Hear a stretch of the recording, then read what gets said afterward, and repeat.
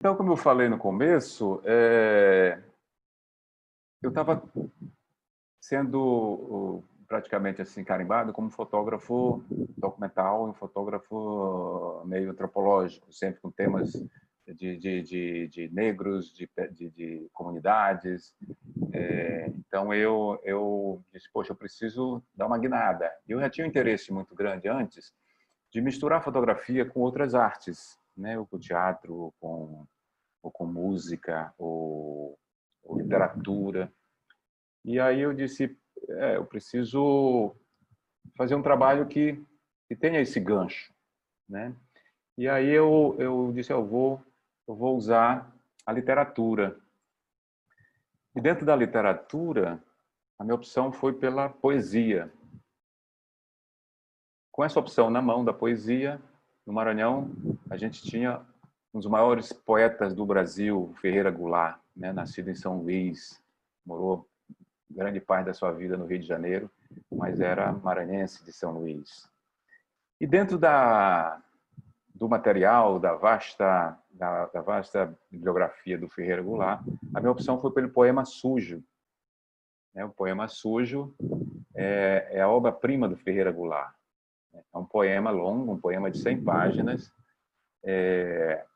onde ele fez um mergulho profundo nisso. E aí a intenção do meu trabalho era fazer uma imersão desse poema sujo e transformar essa poesia em imagens, né? De que forma eu poderia fazer isso? E aí, quando eu estava já com essa ideia, eu sempre tenho assim vários projetos na cabeça ou na gaveta. Então, eu às vezes trabalho com vários projetos ao mesmo tempo, sim.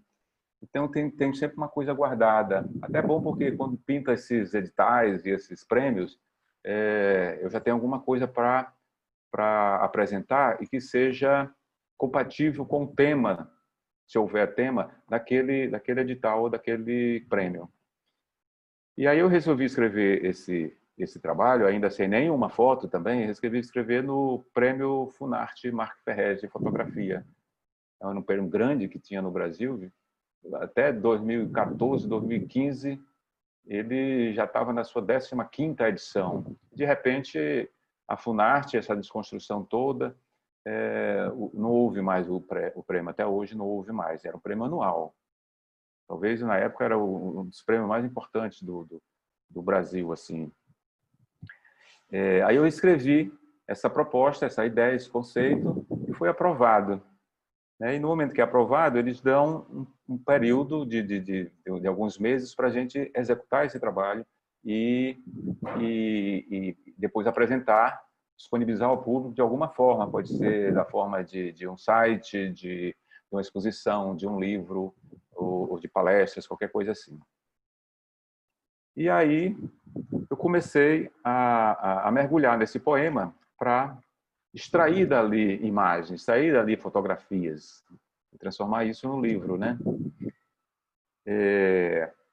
O poema Sujo foi escrito quando Ferreira Goulart estava exilado, fugindo da ditadura do Brasil, estava exilado em Buenos Aires. Ele via o cerco apertando, né, e vários amigos sendo sequestrados, desaparecidos, amigos e contemporâneos e intelectuais e artistas da época, por exemplo, Caetano Veloso e Gilberto Gil, na mesma época foram exilados em Londres, né? Na mesma época que Goulart foi. E aí ele viu que o cerco estava chegando perto dele, ele disse, precisou sumir, precisou sair do Brasil. E aí ele passa primeiramente por Moscou, depois ele passa em Lima, em La Paz, também na Bolívia, e, por último, em Buenos Aires.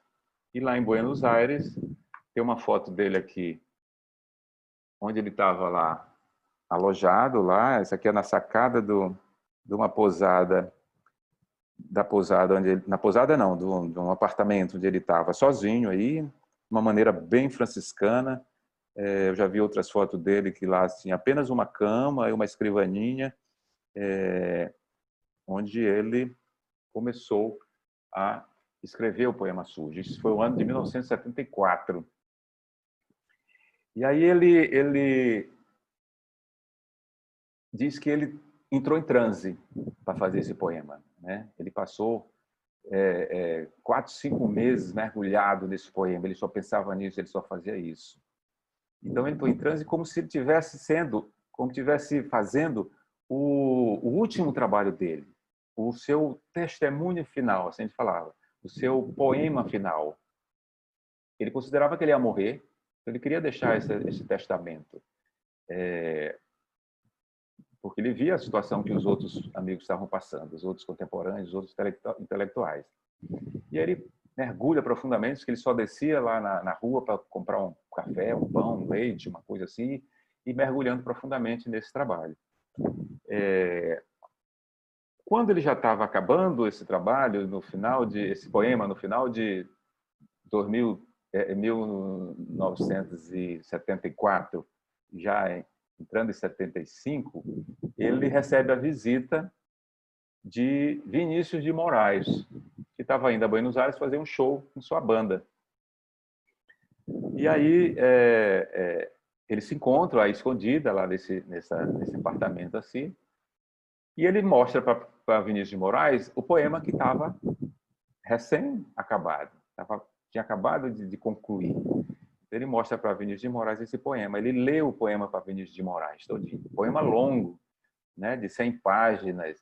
Isso no manuscrito ainda. Imagina como estava isso, né? Então ele passa quase 40 minutos lendo esse poema para Vinícius de Moraes. E Vinícius de Moraes também vai entrando em êxtase, vai entrando em transe com aquilo que ele está ouvindo, né? Imagina a emoção dos dois estarem ali, longe do Brasil, a situação de Goulart, exilado, ainda mais com problema de família, com 2 filhos com problemas de saúde, com esquizofrenia e envolvimento com drogas. Então, a cabeça desse homem é um homem que achava que ia morrer, com esses problemas todos, com a ditadura, ele não podia nem... O passaporte confiscado pelo Itamaraty, não podia sair de Buenos Aires, e os outros países circunvizinhos ali na América do Sul e América Latina, todos em situações semelhantes de ditadura, né? E aí o Vinícius disse: a gente precisa levar esse poema para o Brasil, vamos divulgar isso, vamos editar, fazer um livro, alguma coisa. E ele diz: mas se você fizer levar isso fisicamente no papel, você pode ser detido na entrada do Brasil pela Polícia Federal, ou DOPS, alguma coisa assim, porque está levando um poema pornográfico, um poema subversivo, né? E você pode ser detida. Mas aí o Vinícius tem a ideia de voltar lá no dia seguinte com um gravador e uma fita cassete. E aí Goulart lê de novo todo esse poema e Vinícius de Moraes grava nessa fita. E com isso consegue entrar no Brasil, misturado ali com seus instrumentos, dentro dos cases dos violões ou dos outros instrumentos da banda, consegue entrar sem problema. E a primeira coisa que ele faz quando chega no Brasil é chamar os amigos intelectuais, os escritores, os artistas próximos para ouvir essa fita de uma obra inédita do Ferreira Goulart. E essa foto aqui é a foto desse dia. Você vê aí que tem várias pessoas conhecidas, vários artistas. Você vê o Ziraldo aí deitado, o Antônio Pitanga, o Zé Nil Ventura, Lígia Clark, Mário Lago, né? Mário Lago aqui de lado. E bem aqui nesse cantinho aqui, ó, um quadro, uma foto do Ferreira Goulart aqui também, ó. Ferreira Goulart estava lá exilado ainda e eles aqui vendo isso, né? E aí, também, quando acabo de ouvir essa fita, imagina a emoção, né? Ferreira Goulart exilado lá em Buenos Aires. Os amigos ouvindo uma fita na voz dele, com um poema inédito, e no poema de uma potência dessa que é o Poema Sujo, né? E aí todos também entram em êxtase e se movimentam que tem que ser feito o livro. E entre esses amigos aqui tinha também um editor de livro que disse imediatamente que o livro ia ser editado e ia ser lançado. E em 1976 o livro é lançado, Ferreira Goulart ainda lá ainda lá em Buenos Aires, exilados. Mas, ao mesmo tempo que eles lançam o livro, eles se movimentam para trazer Ferreira de Goulart de volta, de alguma forma. E acaba isso chegando lá nos ouvidos de Ferreira Goulart, e ele resolve voltar, mesmo sabendo que ia ser preso, podia ser torturado, ia sofrer pressões para fazer delações, alguma coisa assim. Mas ele arrisca vir. Aí ele diz para esses amigos e diz que está vindo, marca o dia que ele viria, manda avisar todos os jornais, a polícia, manda avisar a polícia que ele está chegando, que ele queria exatamente criar aquele clima no aeroporto, que ali ele não pudesse ser preso, né, com jornalistas, com a imprensa toda ali. E aí ele vem, chega no Brasil, e no momento que ele chega, ele vai se dirigindo ali ao balcão da Polícia Federal, e atrás da pessoa que tá pegando os dados dele, documentos e tudo, tá? Ele vê na parede uma folha de papel assim, né? Papel A4, escrito assim: José de Ribamar Ferreira, Ferreira Goulart, detê-lo. Ele leu aquela placa, antes de falar alguma coisa, ele leu aquela placa dizendo que era para prendê-lo. Mas aí ele fica impressionado que ele consegue passar. Ele não é detido naquela hora ali. Aí, opa, o que aconteceu? Eu passei, entrei. Todo o Brasil. No dia seguinte, a primeira coisa que ele faz, com muita saudade do Rio de Janeiro, de Copacabana, ele morava em Copacabana, ele vai para a praia com a mulher e alguns amigos, assim. Quando ele está lá no bem bom, deitado na areia, todo mundo, chega o carro do DOPS e leva ele preso. Ele passa 72 horas prestando depoimento, torturado mentalmente, assim, uma tortura psicológica, quase sem alimentação, sem água, alguma coisa assim. Então, querendo tirar dele alguma coisa. E ele disse que ele não tinha nada para dizer, o que ele fosse dizer todo mundo já sabia. Ele era um artista, um poeta que tinha sido exilado pela perseguição e tudo mais. E depois dessa tortura, desses 3 dias, ele é liberado e volta à vida normal, né? Então, baseado nessa história, eu resolvi fazer esse mergulho no poema sujo, né? No livrinho aqui.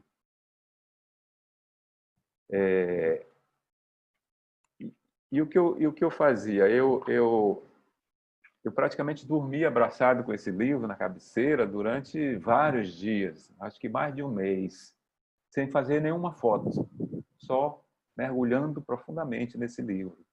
E ia grafando assim alguns trechos que eu via fotografias dentro do poema, eu via imagens e que me levava a remeter a determinados lugares de São Luís. Porque o livro é feito todo baseado no cenário de São Luís, não só no cenário, mas como nos costumes, nas músicas, nos sons, nos ventos, nas palmeiras, na chuva, nos rios. Tudo isso ele jogou no poema. E como diz Vinícius de Moraes, isso não era um poema sujo, já tinha esse nome de poema sujo. Isso não era apenas um poema sujo, era um poema brasileiro, Vinícius de Moraes dizia. Porque além de toda essa memória de São Luís que ele queria passar no poema, a memória dele de criança, a memória de adolescente, ele saiu muito novo daqui, com 18 anos, 17, 18 anos, para morar no Rio de Janeiro, se aventurar lá como jornalista, escritor. Então, a memória dele era essa São Luís da sua juventude, da sua criancice, né? E aí ele narra no poema tudo isso, toda essa memória, coisas que ele tinha na lembrança. Por exemplo, ele fala muito no matadouro que tinha perto de onde ele morava, que foi o primeiro matadouro industrial inaugurado e construído aqui na cidade de São Luís. Então, ele tem muito isso na lembrança, porque esse matadouro ele via os urubus em cima dos telhados, em cima dos postes, esperando a carniça ali para descer e comer aquela carniça. O cheiro do sangue que descia pelas canaletas ia desaguar no rio Anil, que é um rio que passava em frente ao matadouro. Esse rio Anil é um rio que passa aqui dentro da cidade. Tem tem duas pontes sobre esse rio Anil que separa a cidade, separa não, que une a cidade antiga, a cidade histórica da cidade nova, cidade moderna. Então, esse rio é bem no centro da cidade. Então, eles lembram, aí estão as fotos dos matadouros, né? Então, isso ele tinha muito na memória, o sangue. O poema tem muito sangue, tem muito urina, fezes, sêmen, toda essa coisa suja, né? Por isso ele botou o nome de poema sujo. Mas, ao mesmo tempo, tem felicidade, tem alegria, tem suavidade, tem os ventos, tem as paixões, os amantes, os casais. Quer dizer, é um poema universal, um poema que envolve tudo isso. Por isso ele é um poema tão forte, tão bonito, e foi e é a obra-prima do Ferreira Goulart.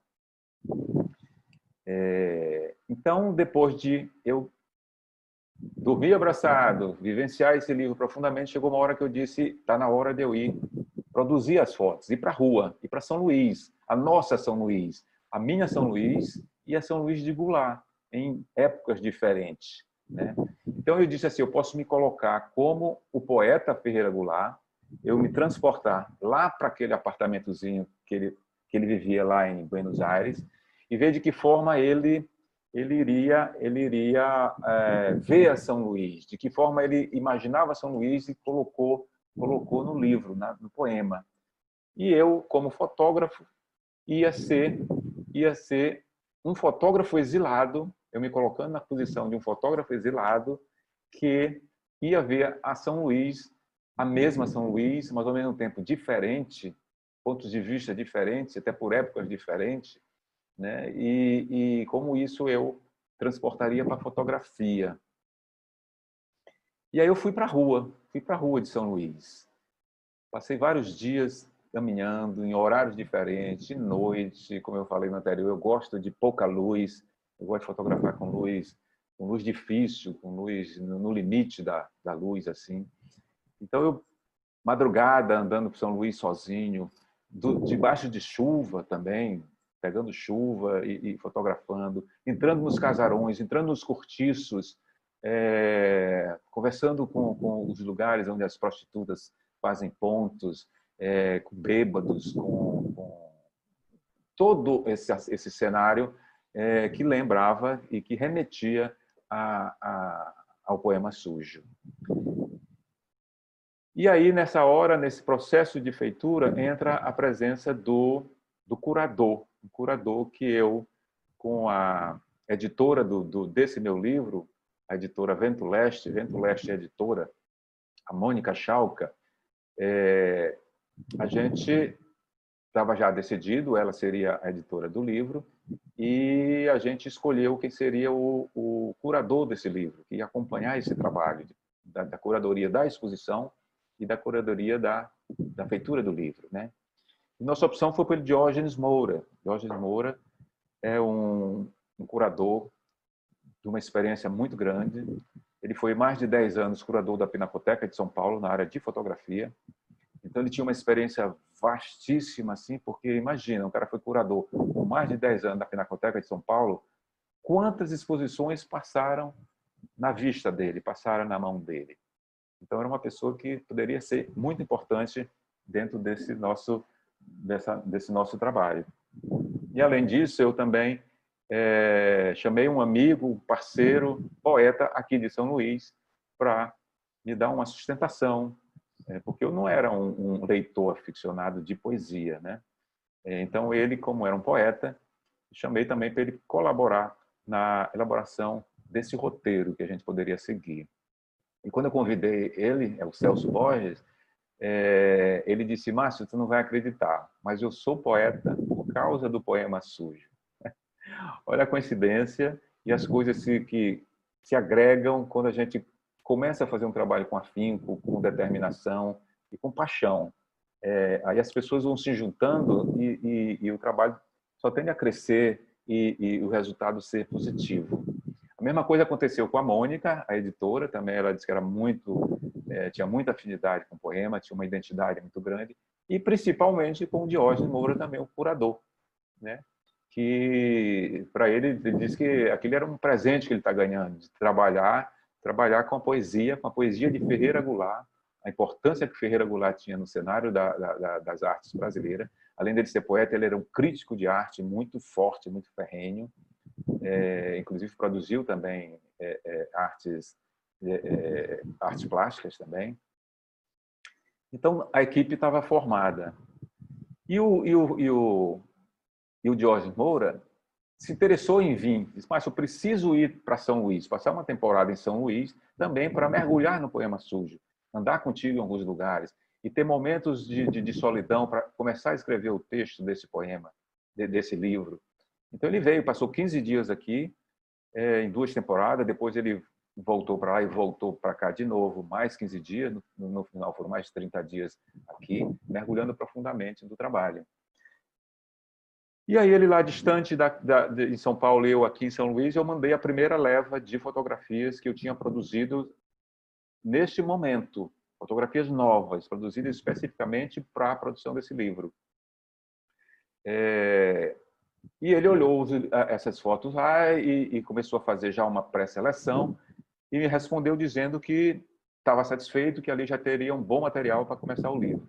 Mas, além disso, ele queria ver o material antigo que eu tinha, fotos de 10, 15, 20 anos que eu tinha feito, até analógicas ainda, que eu tinha feito sem nem ter nenhum relacionamento com o poema sujo. Ele queria ver um arquivo de fotos antigas. Por exemplo, essa que está na tela aí é uma delas, né? Essa que passou, né? E aí, quando ele olhou esse novo conjunto de imagens antigas, ele chegou à conclusão e disse assim, olha, Márcio, tu já fotografas o poema sujo há mais de 20 anos. Quer dizer, eu mesmo sem estar ligado na produção desse trabalho, as minhas fotografias já remetiam ao poema sujo. Por quê? Pela afinidade com a cidade, pela semelhança do tema escolhido de Goulart para fazer o poema e o meu para fazer essas fotos, mesmo sem intenção de estar fazendo um trabalho, mas a São Luís era a mesma. A São Luís, embora em épocas diferentes, a São Luís era a mesma. O Jorge até dizia que se o Ferreira Goulart voltasse hoje em São Luís, ele talvez achasse São Luís mais degradada do que ele colocou no poema. Porque a gente sabe que várias cidades no Brasil estão em estados de calamidade, né? Principalmente na periferia, e a falta de cuidado com o patrimônio histórico, a preservação dos prédios. Aqui nós temos, sei lá, mais de 300 prédios no centro histórico em situação de abandono, prestes a cair. Toda vez que vem a temporada de chuva, desaba o telhado de algum deles e tudo mais.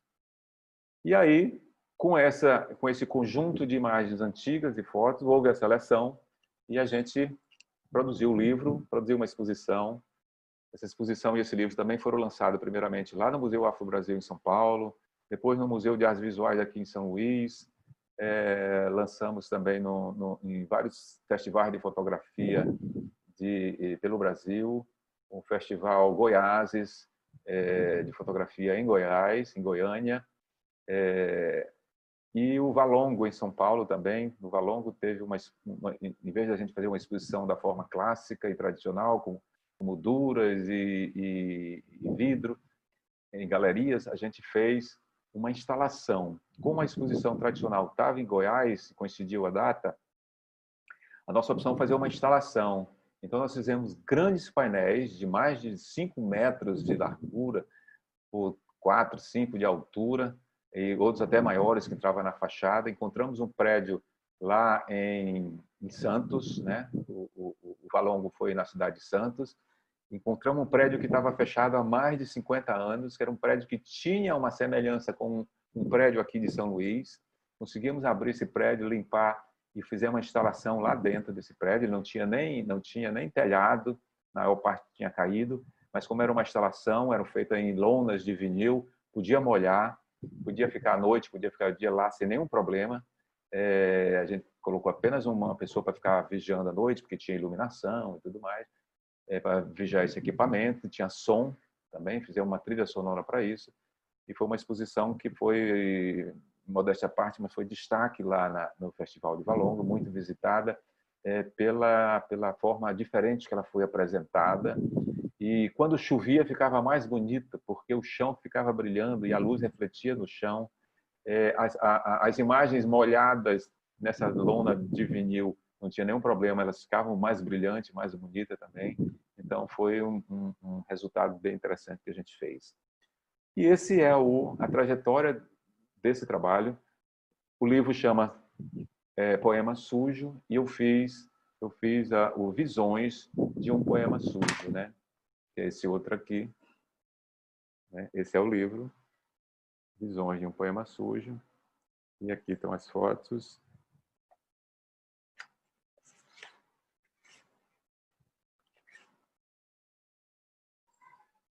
Essas fotos aí que vocês já viram algumas.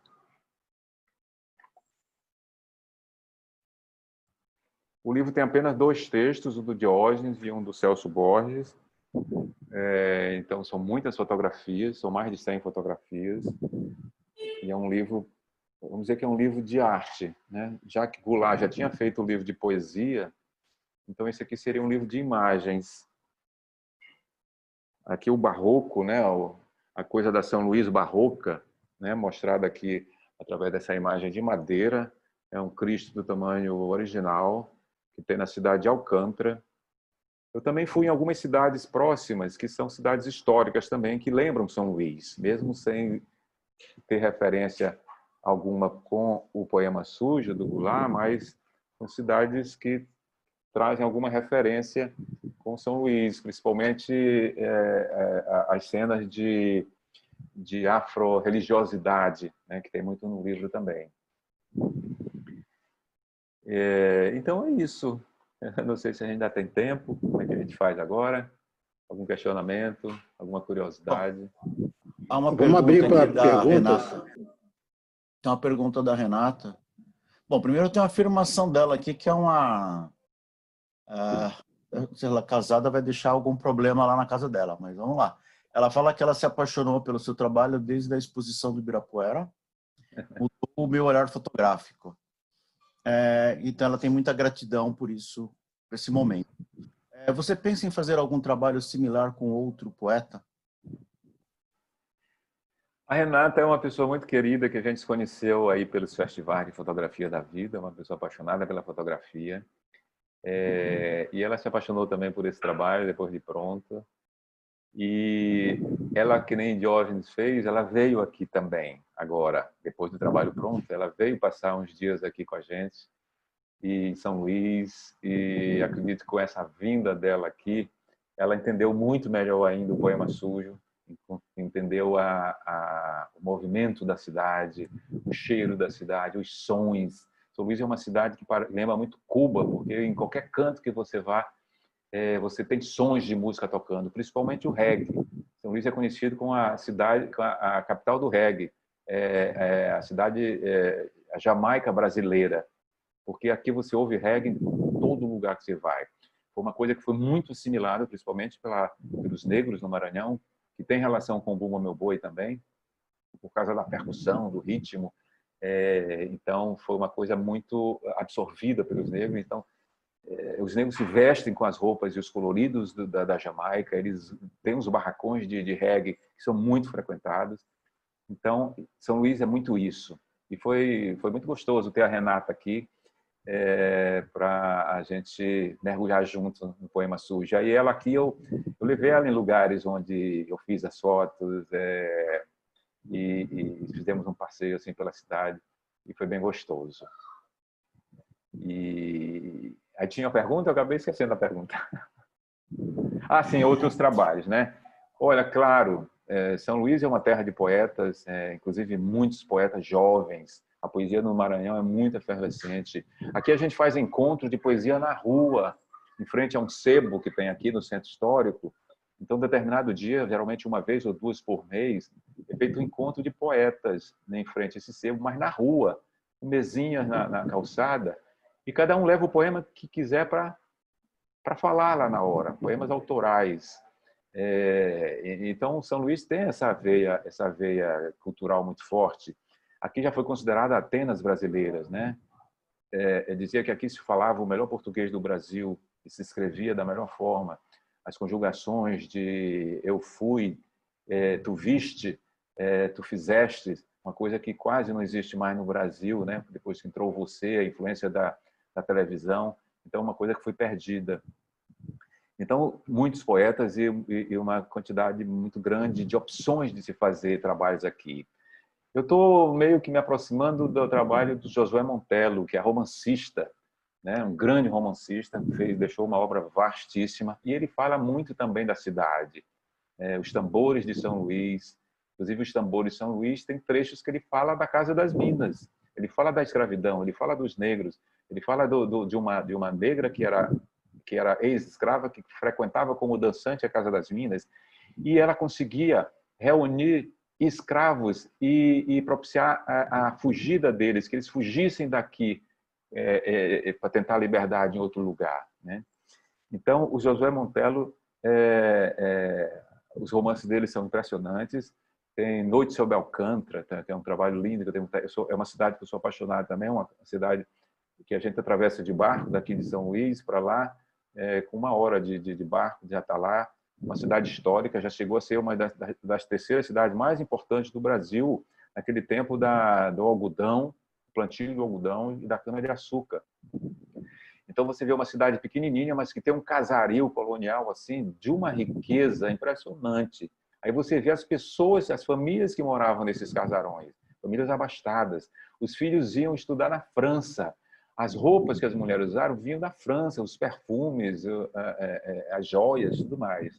Eu, inclusive, fiz uma vez a fotografia de um senhor lá, que era um dos mais antigos da cidade. Ele era diretor do Museu de Alcântara. Eu fui fazer uma foto dele para ser colocada num livro que chamava Memórias de Velhos.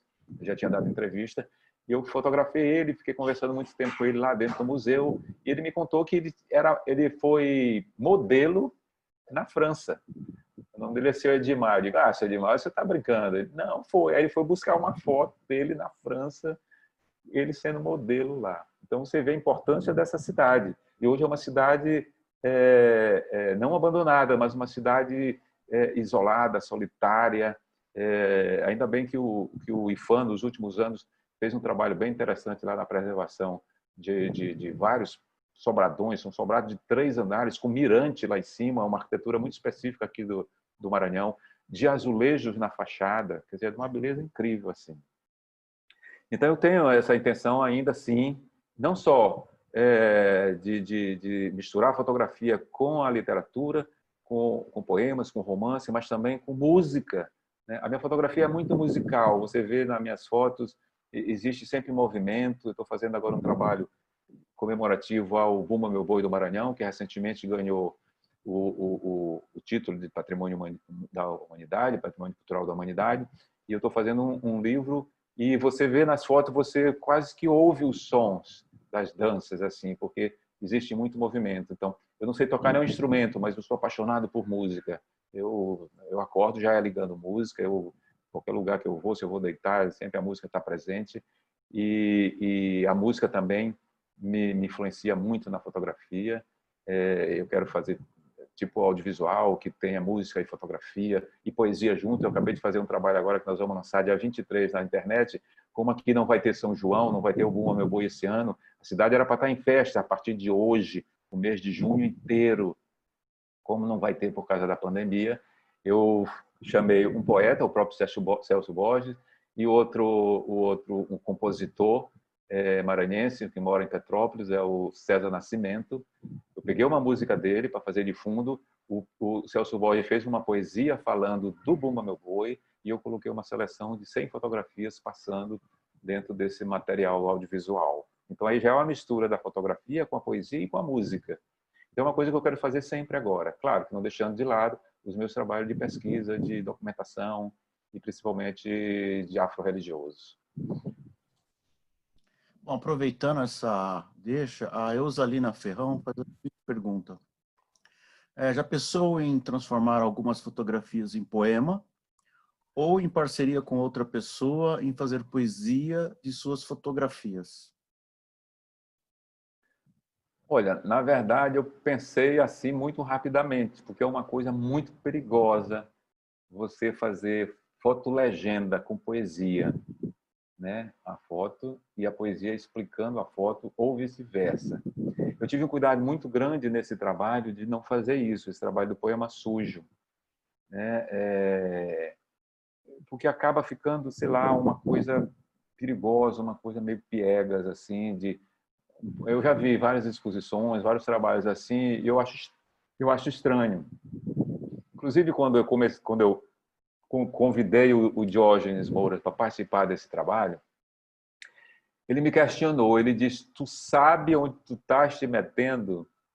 Você mexer com a poesia de Ferreira Goulart, o maior poeta do Brasil, mexer com a obra-prima dele, e depois tu mostrar isso para a imprensa do Brasil inteiro, assim, para a crítica do Brasil, tu sabe onde tu está te metendo? Eu disse: olha, é uma audácia muito grande, né? Mas eu quero correr esse risco. Eu quero correr esse risco e saber o que acontece. E, principalmente, eu queria saber o que ele tinha achado desse trabalho, o que Ferreira Goulart tinha achado do trabalho, porque ele era um crítico poderoso, um crítico duro, né? Inclusive, ele podia dizer, vendo esse livro pronto, vendo a exposição, ele podia dizer: isso aí não tem nada a ver. Ele era meio assim, esquisito, né? Meio espontâneo. Ele podia dizer: isso aí não tem nada a ver com poema sujo. Ele podia dizer isso para mim. Mas eu já tinha uma resposta para ele. Eu dizia: mas esse aí é o meu poema sujo. Aí é o poema sujo de um fotógrafo exilado, um fotógrafo que estava em Buenos Aires. Eu já tinha uma resposta para desconstruir essa crítica dele. Quando quando eu lancei esse livro aqui em São Luís, antes da exposição lá, viajar para São Paulo, eu lancei num dia, e quando foi 4 dias depois, o Ferreira Goulart morreu, lá no Rio. Quer dizer, ele não viu nem aqui, nem em São Paulo. Ele estava convidado para ir já na abertura e no lançamento do livro lá em São Paulo. E como ele tinha morrido, eu ia ficar sem essa resposta. Mas sabe o que aconteceu? A viúva dele foi, a Cláudia Aincha, ela foi na exposição, foi do Rio para São Paulo para ver a exposição.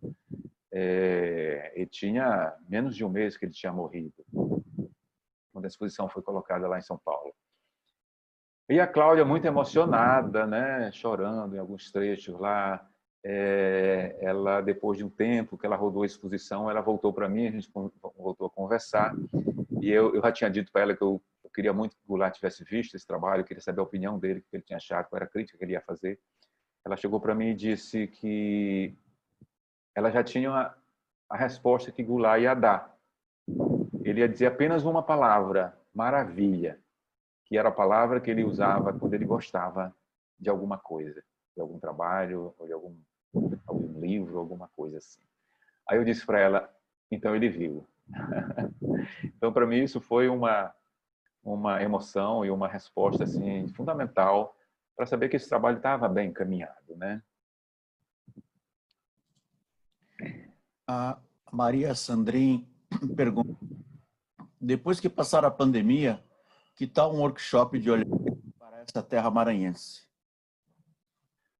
Olha, eu tenho feito já há 3 anos workshop de fotografia aqui, que chama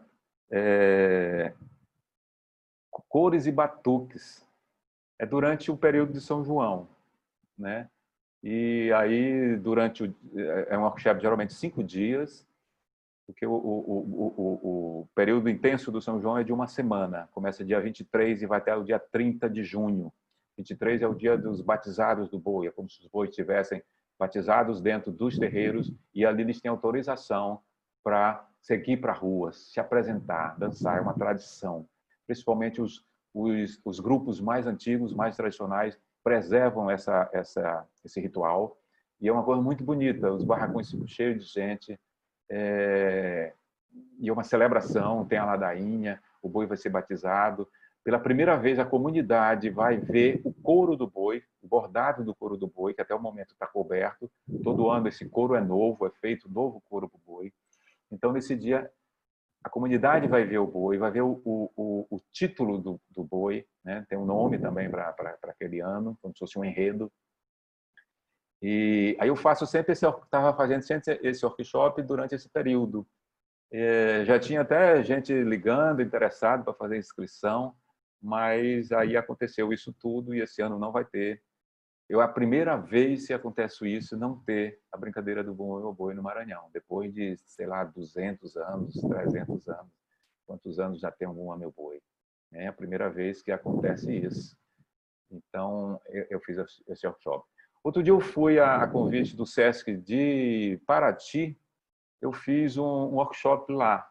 Imagina um convite gostoso desse, de passar uns dias lá em Paraty fazendo um workshop, né? Então, deu um grupo grande de interessados e a gente foi fazer o workshop em cima do Poema Sujo, como se Paraty fosse São Luís. A proposta era essa, achar em Paraty fragmentos do Poema Sujo. E a gente acha.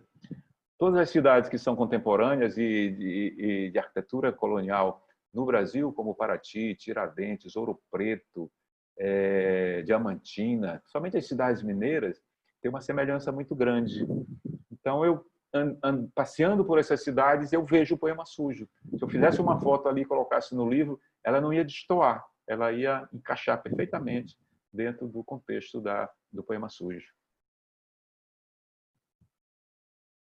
Agora vamos ver de que forma a gente pode produzir esse workshop dentro desse tema, ou se é aqui, ou se vocês vêm aqui, ou se eu vou em algum lugar. A gente pode Vamos pensar fazer nisso. ano que vem, aí, Márcio, vamos fazer em Sim, julho. sim. É uma data boa.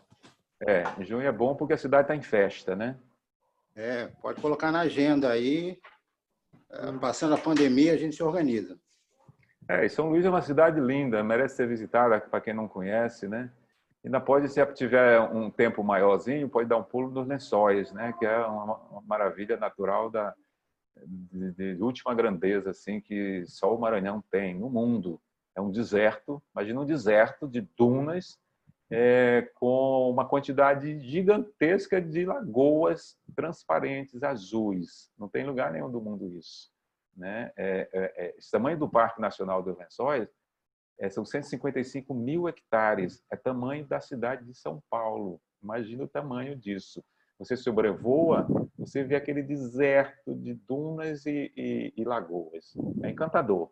É uma coisa mágica, assim. Você diz, poxa, Deus colocou o dedo aqui. Né? Com relação a essa parte, nós não temos mais nenhuma pergunta. Basicamente, são declarações de amor ao seu trabalho, É bom ouvir isso, lê algumas duas aí. Muita gente apaixonada pelo trabalho, por essa questão de você conhecer o Brasil, né? Aquela história do Brasil que não conhece o Brasil, né? Ah, sim. Não, eu digo que o maranhense não conhece o Maranhão, porque você sai daqui da capital e vai atrás da cultura que existe e muito mais preservada do que na capital. Eu sempre digo que vai chegar africano aqui para pesquisar coisas que já foram perdidas na África. Por exemplo, o tambor de crioula, que é um tambor, é uma manifestação profana de brincadeira, que é dançada na rua aqui, saiu da África, né? outro tipo de dança semelhante, estabeleceu aqui, e vai chegar africano para ver coisa aqui. Os tambores podem estar aqui mais preservados do que os tambores lá. Por exemplo, na Casa das Minas, os tambores que tocavam lá, hoje estão guardados lá no cantinho, são tambores africanos, tambores que vieram da África. Então, eu sempre digo que o maranhense não conhece o Maranhão. Né? Muita coisa está mais segura, mais preservada. Assim. Inclusive, o próprio Bumba Meu Boi, no Maranhão, tem coisas assim fantásticas, porque ele é feito de uma maneira muito mais espontânea. Porque na capital aqui é uma coisa para turista ver. Porque o governo toma conta, o governo faz palco, som, luz, quer dizer, vira um teatro, vira um espetáculo. E essas manifestações de cultura popular não são para ir para palco, não são para ir para debaixo de luz e altos sons, não. É teatro de rua, né? Então é para ser dançado na rua, para dançado nos guetos, como era antigamente nas portas das casas, nas periferias. Mas aí ganhou essa importância, é um apelo também muito grande do turismo, né? As próprias Secretarias de Cultura e Turismo exploram isso, e é salutar porque traz divisas, traz rendimento, traz emprego e renda para a cidade, né? Você vê o carnaval no Rio de Janeiro, a quantidade que entra ali de grana é um absurdo, né? mas descaracteriza. Então, às vezes, para você ver uma coisa mais original, você tem que ir para o interior. Porque lá, sim, lá eles não estão dançando para turista ver. Lá eles estão dançando para a comunidade. Eles estão dançando pela paixão e devoção ao santo São João, São Pedro, São Marçal. Olha a importância que aqui foi criado até um santo, São Marçal. Só existe aqui, que é relacionado ao festejo do Bumba Meu Boi. É como se fosse o dia 30 de junho, é o encerramento do boi, onde todos os bois de um determinado estilo se encontram num bairro aqui tradicional.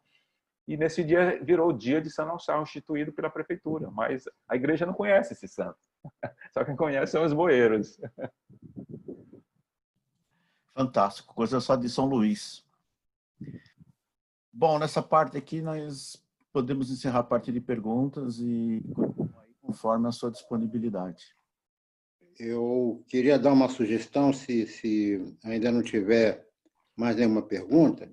O trabalho do Márcio é muito extenso, né? Aqui ainda tem Trilha do Cangaço, Casa de Nagô, ainda tem muita coisa aí para ele falar. É claro que se ele topar... Aí, ó, que é fantástico esse livro. Estamos com 2 horas e meia já de conferência. Acho que a gente precisa deixar o Márcio descansar um pouco, mas eu já queria deixar mais ou menos a Casa de Nagô, esse aí, né? Casa de Nagô. Márcio, eu queria deixar mais ou menos combinado contigo uma próxima videoconferência para você falar desses outros trabalhos que são fantásticos, é tudo prêmio, é tudo com excelente crítica, enfim. É uma desculpa para a gente te pegar mais uma vez, Márcio. O que você acha?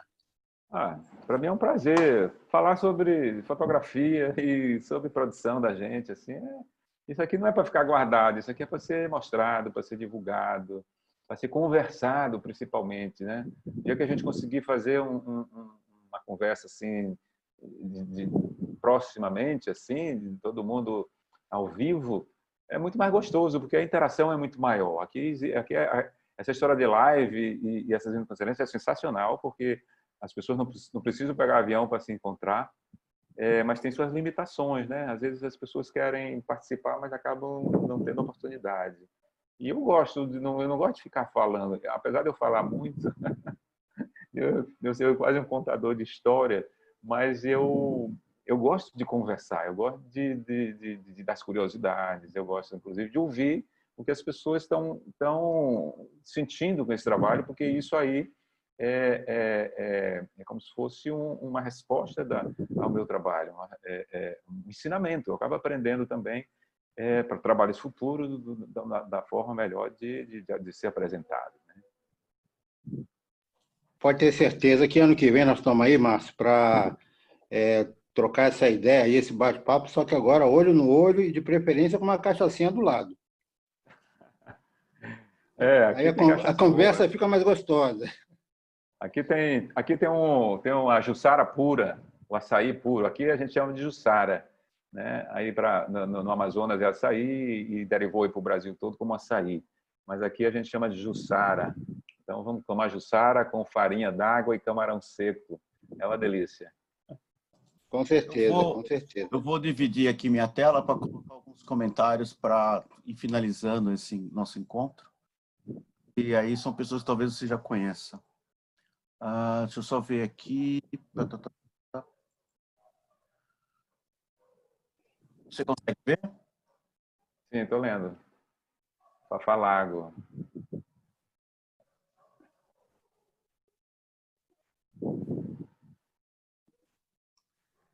Fafalago é uma pessoa muito querida também. Outro dia ela também elaborou, ela fez a produção de uma videoconferência também com um grupo de estudo dela de fotografia, com pessoas amantes da fotografia que se interessam muito por trabalhos autorais.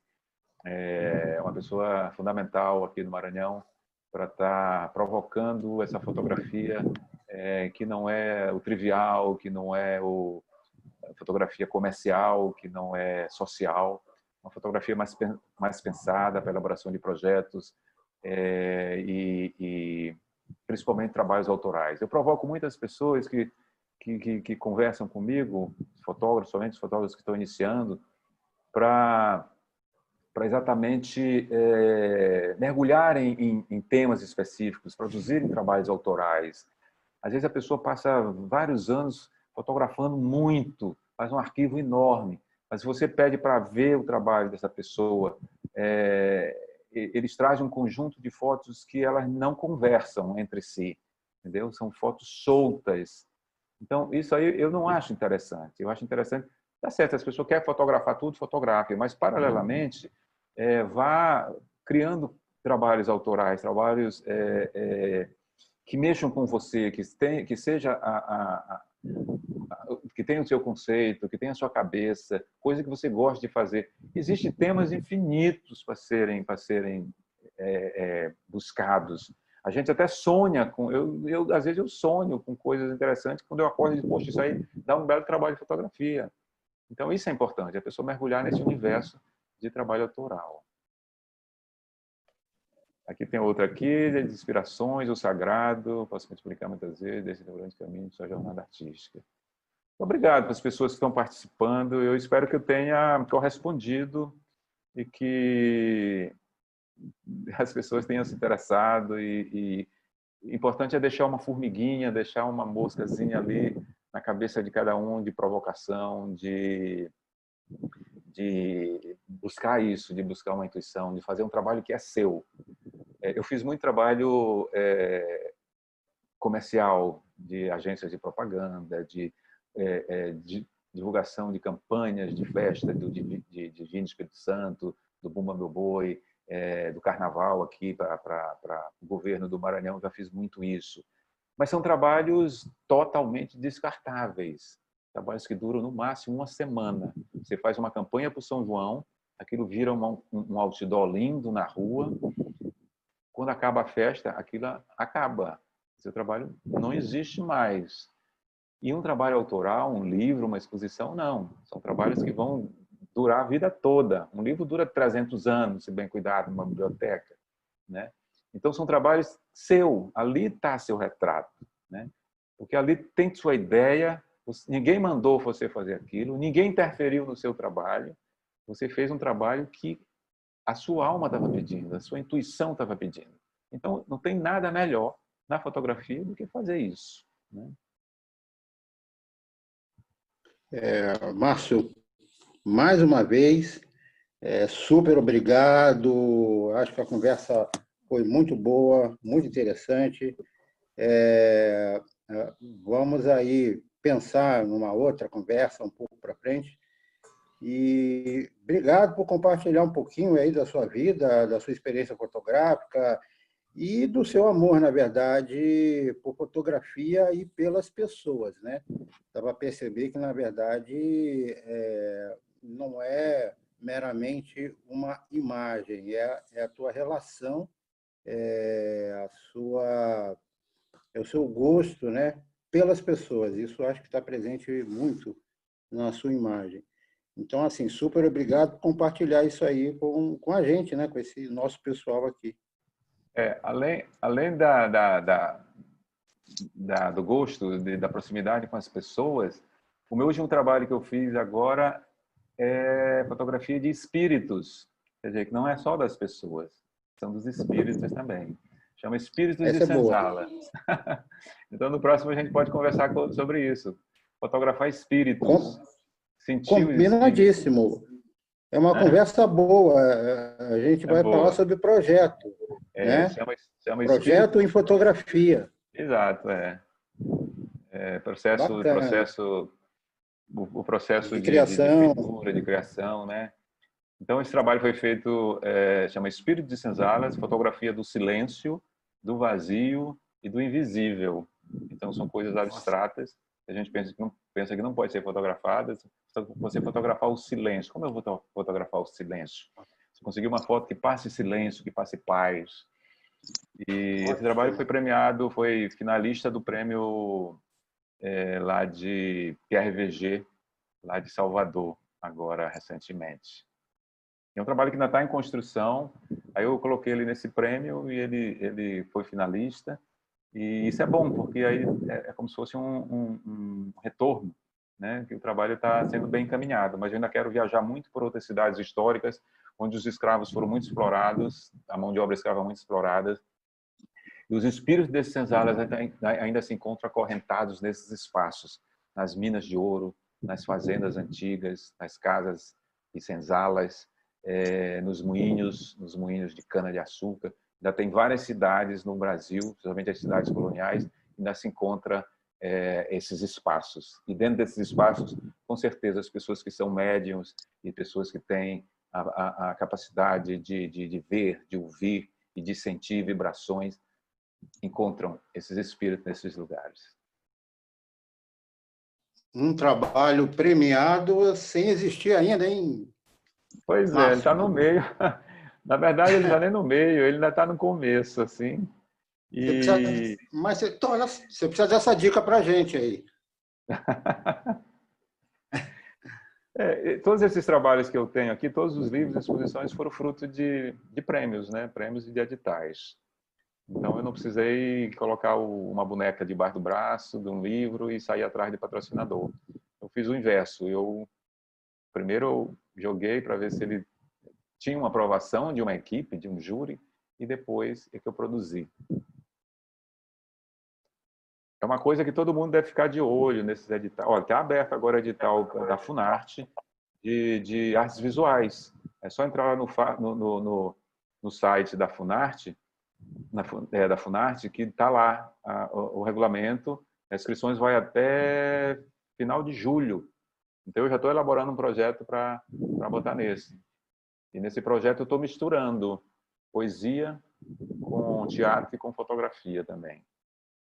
E música, né? Itaú já fechou já, né? O Itaú já fechou, da nossa área, né? Mas o Itaú está fazendo, quase todo mês ele lança uma área diferente de cultura.